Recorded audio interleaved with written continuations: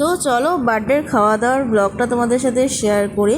তো এইখানে ওর সব ফ্রেন্ডরা খেতে বসেছে, তো সবাই বসতে পারেনি জায়গায় এই একটা টেবিলের মধ্যে, তো কিছু ঘরেও খাচ্ছে। আর তারপরে ওরা সবাই খাওয়া দাওয়া হয়ে গেলে আমরাও বসে পড়বো, কারণ রাত হয়ে যাচ্ছে।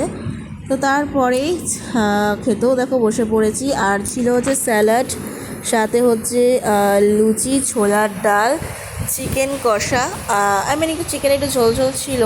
আর সাথে ছিল চাটনি, পাঁপড়, রাজভোগ, আর সাথে হচ্ছে পায়েস, আর হচ্ছে পাসপাস। তো পায়েস তো থাকবেই, কারণ হচ্ছে বার্থডে বলে কথা, পায়েস না থাকলেই নয়।